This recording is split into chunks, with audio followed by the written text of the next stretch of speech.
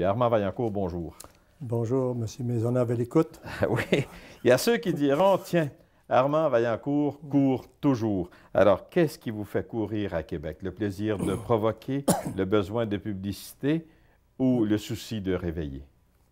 Si c'était le jeu de publicité, ça fait longtemps que je serais mort, parce que plus j'ai manifesté dans la vie, et plus on m'a poussé de côté pour m'empêcher de continuer. Donc, ce n'est pas les conditions, c'est simplement, je pense que l'intérieur, ce que j'ai comme bouillon, et que je suis assez lucide de voir comment est-ce que se dirige la mondialisation, la planète aussi, avec toute la détérioration qu'on peut voir. Donc, je ne peux pas, en conscience, puis avoir une enfance comme j'ai eue, dans la grande clarté, grande campagne, où il y avait beaucoup moins de pollution. Quand on parle dans les années 30-40, Oui. C'était déjà détérioré, mais ce n'était pas ce que c'est maintenant. Donc, personne ne peut me dire que ça va très bien dans la société. Mais vous avez déjà dit que vous ne vouliez pas être un spectateur, mais que vous vouliez être un acteur et que c'est pour ça que votre action... Donc, encore aujourd'hui, je le disais en présentation, vous avez maintenant plus de 70 ans et pourtant, vous ne renoncez pas à agir, à être dans l'action. Qu'est-ce qui vous motive? Mais je pense que je vais le faire jusqu'à la mort, puis j'espère que je vais laisser une marque pour peut-être motiver les jeunes et ceux qui vont suivre après nous, là.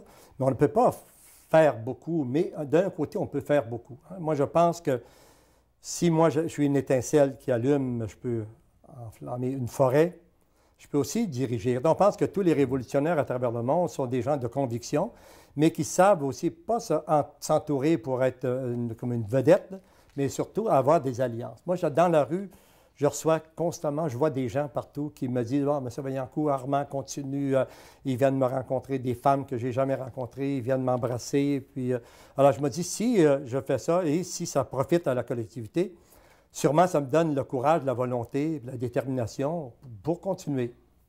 Mais continuer quoi? Parce que là, prenons l'exemple de Québec.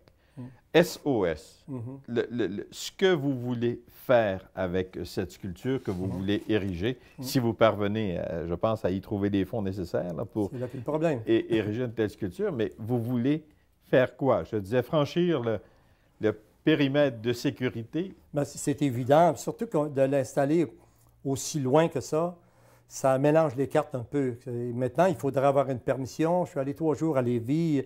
Je n'ai pas rencontré M. Jean Garon, je n'ai pas rencontré les conseillers.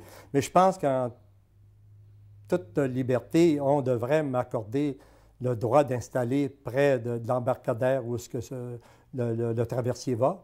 Oui. Un immense SOS qui pourrait parler, dans le fond, ça dit tout. Le SOS, c'est comme un cri d'alarme, c'est un danger imminent. J'ai travaillé longtemps sur des cargos. Moi, j'ai monté le Saint-Laurent, je suis allé dans le sud aussi.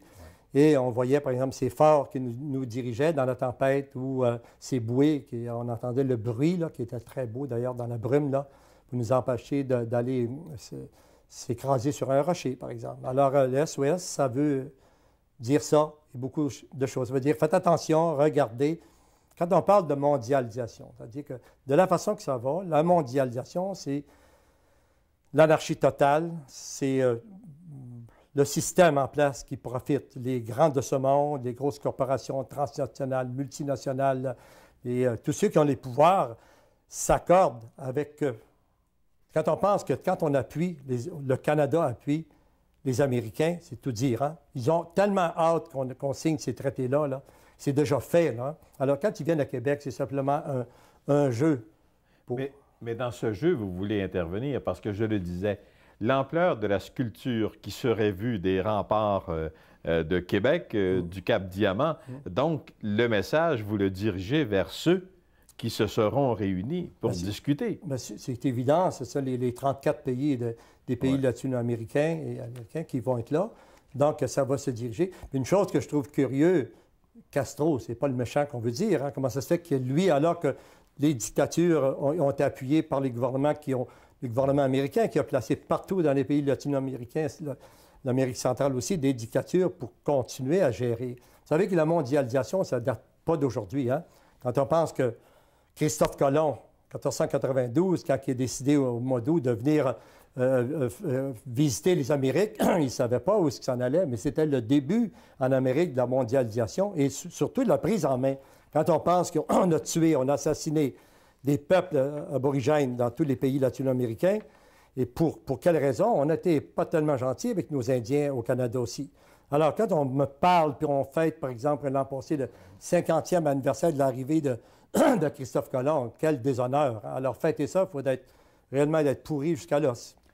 Armand Vaillancourt, bon, j'ai dit en présentation 3 lettres, vous en avez parlé un peu, SOS. Un SOS, c'est un message de détresse, en quelque sorte, habituellement.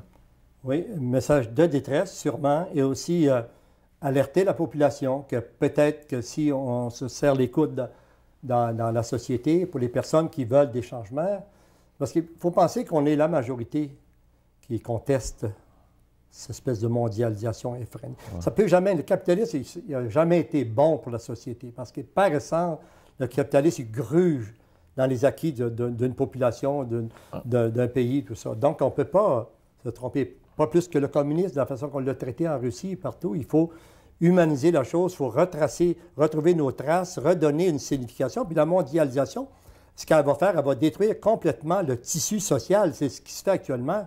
Alors, des acquis qu'on avait dans la société, dans les environnements et tout ça, avec près des gens, nos voisins et tout ça, on perd ça continuellement. On est à la merci des grandes corporations, ce qui est impensable et surtout inacceptable. Mais je vous entends dire ça et j'ai l'impression d'entendre un discours d'une autre époque. Dans un livre qui vous a été consacré, d'ailleurs, on jouait avec le feu Armand Vaillancourt, sculpteur engagé. On vous voit sur une monture dans une armure du 15e siècle.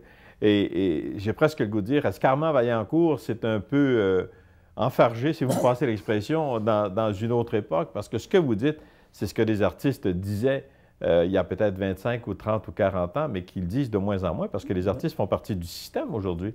J'ai regardé la nuit de la poésie l'autre jour, dans 70, oui. Au Jésus, là, que je n'ai pas assisté, mais j'ai assisté à une autre où Claude Gauvreau était là, qui a été sorti par la police. Alors, je me suis placé entre Gauvreau et la police pour dire, wow, là, laissez-les tranquilles, parce qu'ils contestaient ce qui se passait sur la scène pour une autre. C'était un festival international de théâtre. Mais pourquoi vous êtes resté engagé avec ce discours, alors que tant d'artistes aujourd'hui, on a l'impression qu'ils font partie du système. Ils sont le carburant du système, en quelque sorte. C'est évident que la plupart des artistes, je pourrais dire 98 ou des graines, là, comme les savons, là. Et je comprends les artistes. Il y a une certaine lâcheté. Aussi, il y a une anxiété de « moi, je suis pourri de dette, alors je paye le prix pour mon engagement ». Ces gens-là qui sont là sont le tissu, sont les fondations du système. Alors, comment est-ce que le système pourrait marcher si les artistes ou les gens ou les intellectuels n'emboîtaient pas le pas avec cette grosse merde-là? Alors, si demain, on leur donne des bourses, on leur donne ci, on leur donne ça, des contrats. Moi, je connais des artistes que je connais de nom, mais qui n'ont aucune notoriété, qui reçoivent, dans des dossiers, qui ont eu peut-être 10, 15, 20 bourses. Moi, zéro depuis des décennies. Je n'ai pas de contrat à Québec. Je ne veux pas parler de moi, mais on va en parler quand même, pour montrer que la hache elle est très forte des gens qui oppriment. Quand on parle de liberté ici au Québec ou au Canada, n'y croyez pas. Parce que je vis, moi, on a détruit tous mes biens, on a détruit mes fonderies à côté du lac, on a détruit dans ma cour Carbone 14 avec la connivence des libéraux d'Ottawa, des fédéralistes. Une œuvre en 200 morceaux, ce n'est pas un accident, ça. On vient de détruire le printemps passé une œuvre de 340 tonnes que j'ai coulée à Toronto en 1977, alors qu'on m'invite là-bas, les bras ouverts comme ça. Je voulais faire un grand événement en 67, c'est l'Expo 67. Et moi, j'ai pensé, wow, c'est le centenaire de la Confédération. Yes, sir. Je m'en vais à Toronto. Et pendant 2 mois, j'étais là, je n'avais pas l'électricité. J'ai passé 6 mois d'un parc. On a essayé de la détruire en 1993. J'ai eu le prix du Québec. Prix Bordua, oui. Oui, que j'aurais dû refuser. Je l'avais refusé 2 fois avant. Mais les gens, j'ai rencontré les gens, puis ils m'ont dit, Armand, tu ne peux pas le refuser. Ce n'est pas le gouvernement qui te donne ça. Ce sont des gens qui veulent que tu sois en vue d'une façon. Donc, mais depuis ce temps-là, j'ai encore des pépins. Parce que dans le manifeste, je parle que j'ai une sculpture qui s'appelle « Je me souviens », que je veux trouver un endroit, c'est un hommage au peuple québécois. Ils ont essayé de la vendre. J'étais ici un soir, il y a un gars qui achète du métal, La ferraille. de la oui. ferraille, puis il m'a dit c'est-tu à vous, c'est pas à vous? Rénal Piché m'a demandé 2000 pièces, mais un chèque certifié.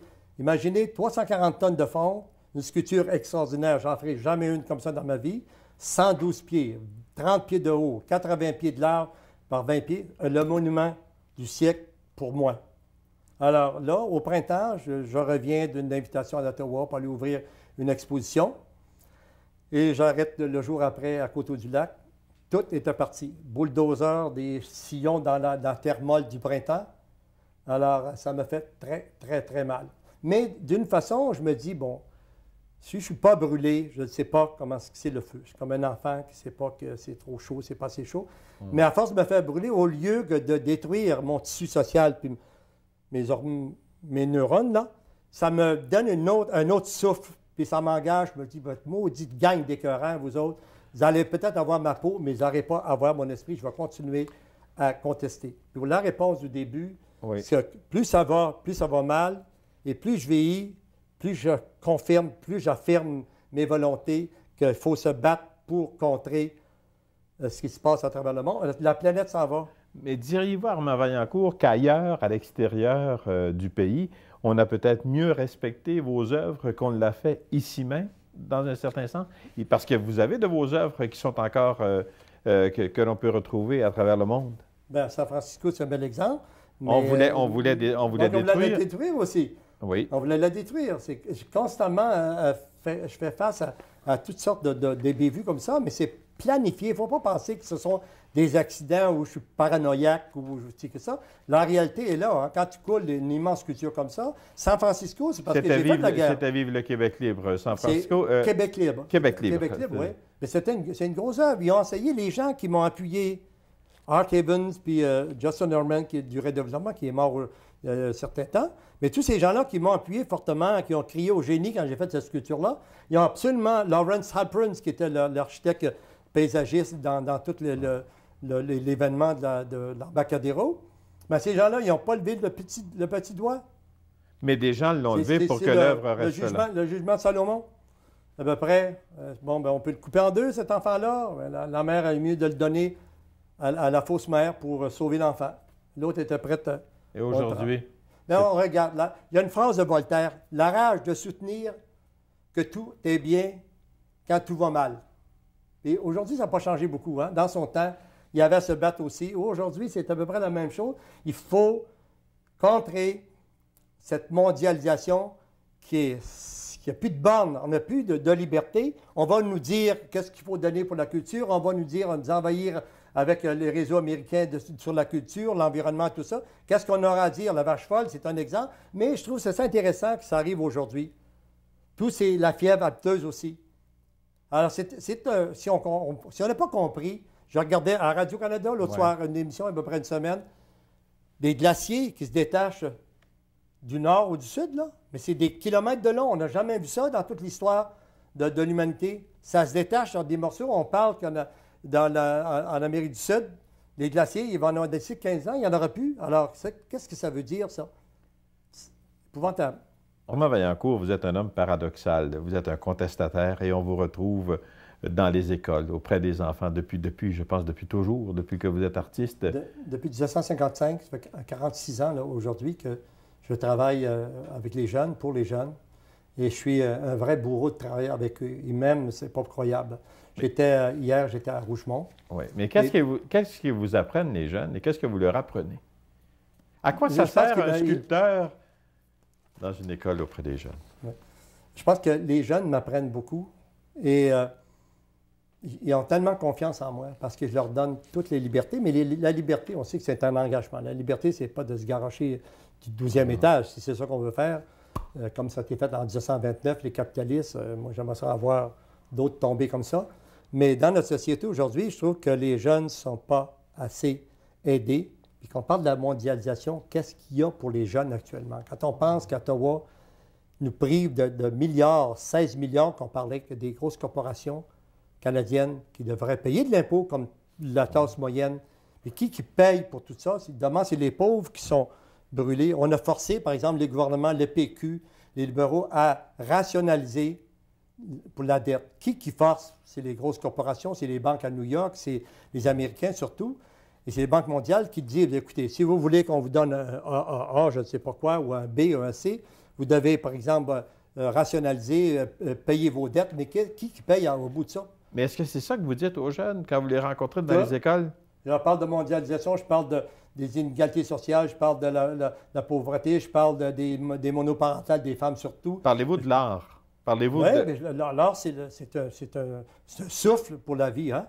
Mais c'est ces gens-là, je vais souvent me battre contre les hommes et les femmes qui sont à l'école.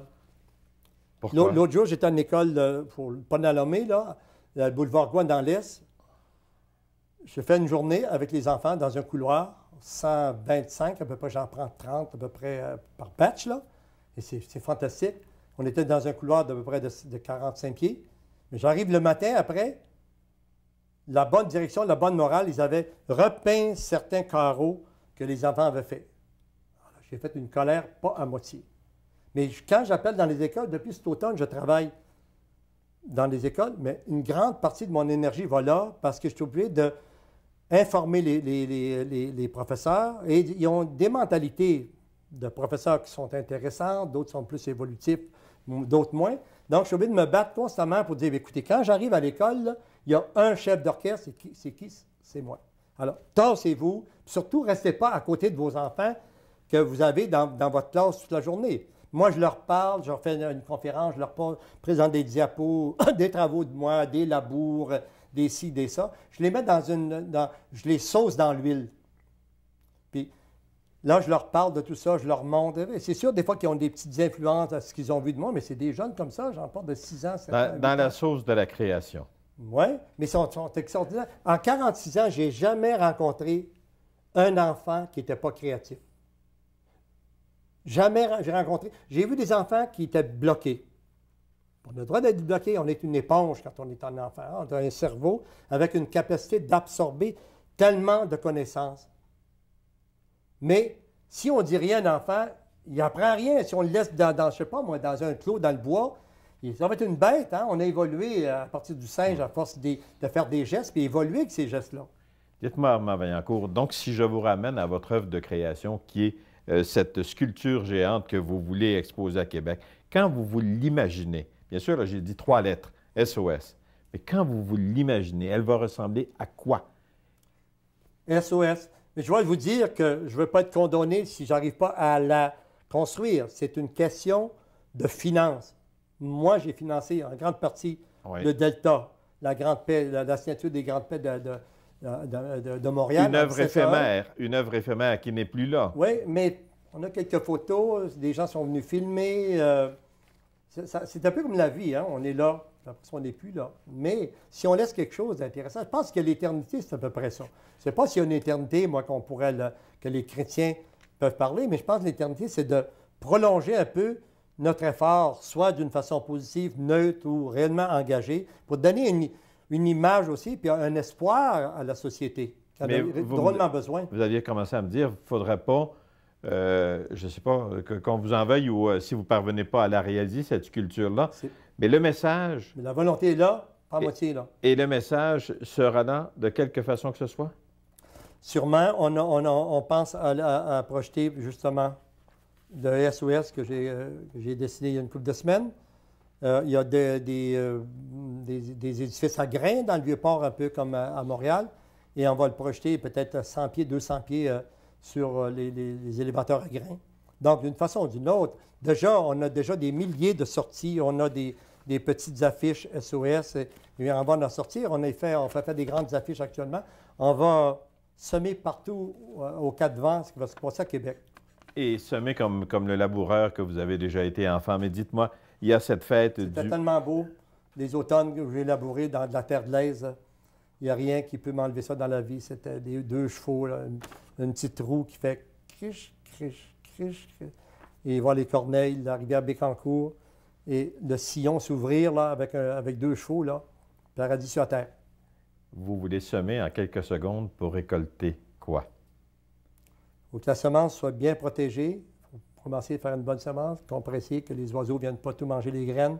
Mais Et avec durant notre vie, Ah ouais. pour arriver, par exemple, à un monde beaucoup plus équilibré, la richesse, on en a partout. Vous savez qu'il y a 3 millions et quelque chose d'enfants qui meurent à cause de l'eau qui n'est pas potable à travers le monde. On ne parle pas des millions des guerres, par exemple, qu'est-ce qui se passe à cause des injustices. Qu'on répartisse la richesse, qu'on donne une sécurité à tous les êtres humains sur la planète. On a l'argent pour ça, mais pour ça, il faut étrangler le capitalisme au plus sacré.